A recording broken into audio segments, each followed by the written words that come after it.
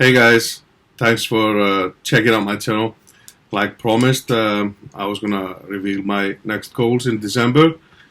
Um, to be perfectly honest, I wasn't sure what to do. Um,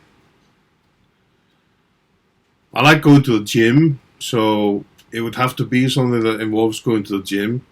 Powerlifting, thought about powerlifting, maybe um, go back into the IPF and compete over there. Um, Strongman, yeah, maybe. I mean, they do master strongman, and I'm turning 40, so that would maybe be a choice. But then I looked into bodybuilding, and there's no top level masters in bodybuilding anymore.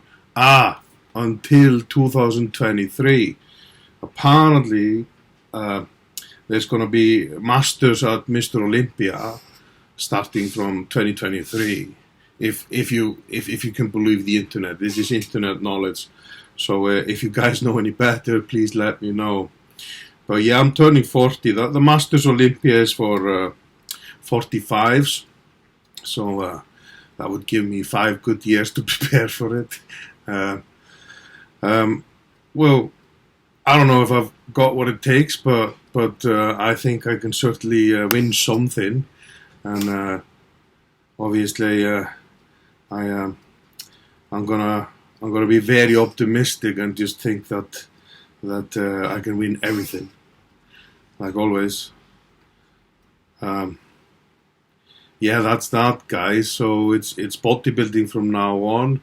So I've changed my diet around, gone on to a more of a bodybuilding diet, which is a big relief for me, believe it or not. I mean, um, I'm only 6 foot tall, and doing strongman.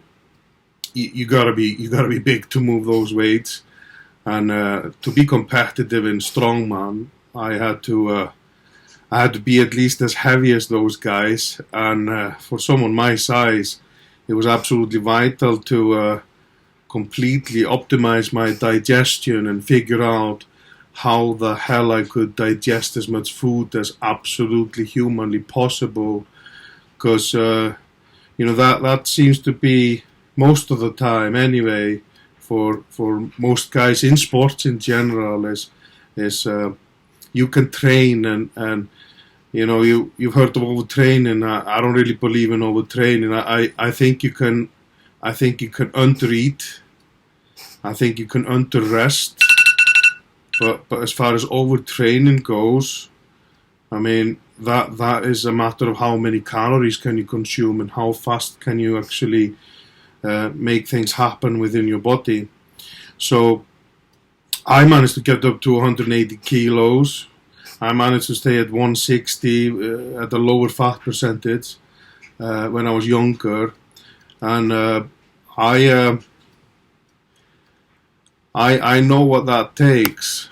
So for bodybuilding, I'm not saying that it's going to be easy or anything like that, but I think I have a bit of an advantage when it comes to eating and eating techniques.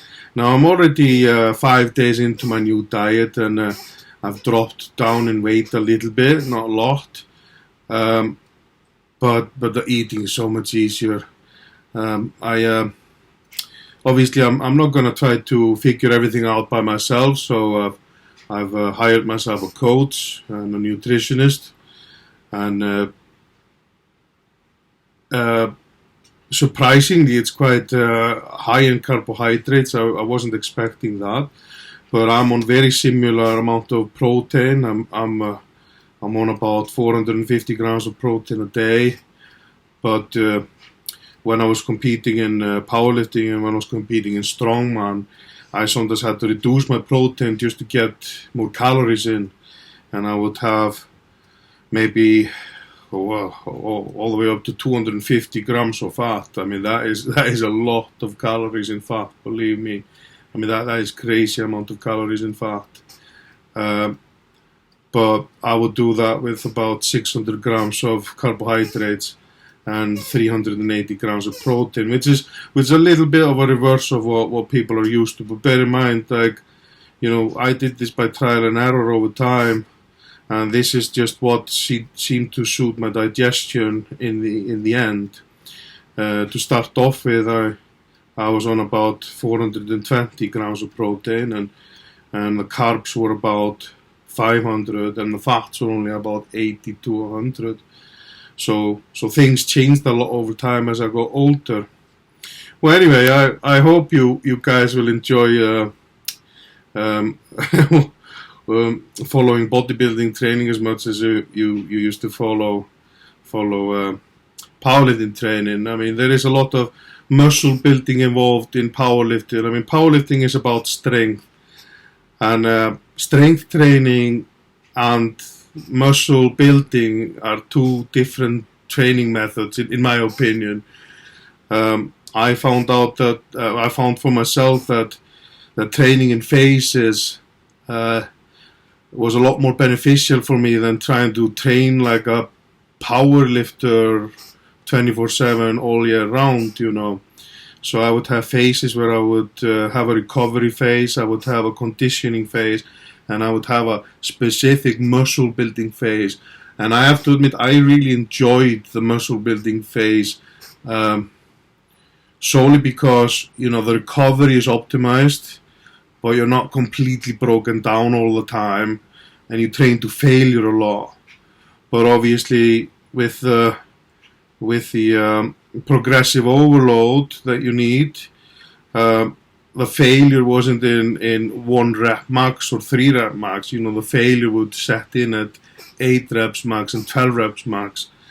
So for bodybuilding purposes, I'm just doing the same, but obviously I'm seeking the knowledge from someone else, and I'm seeking my knowledge from coaches and nutritionists, and from anyone that wants to have an input. Now, I don't know what to say more, guys, so if you've got any questions, ask me questions. I might do some questions and answers, but I have a confession.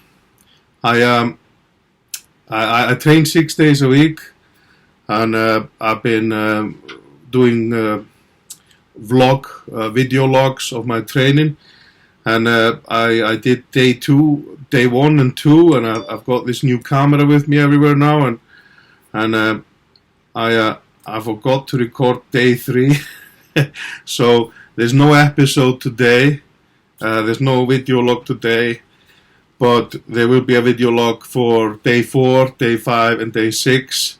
And then, of course, there's a resting day, which will probably be dedicated to recovery and playing video games or something, or food prep. So next week, there will definitely be a day 3 in there. So I'm sorry about that for anyone that's really eager not to miss video log. Thanks for watching, guys.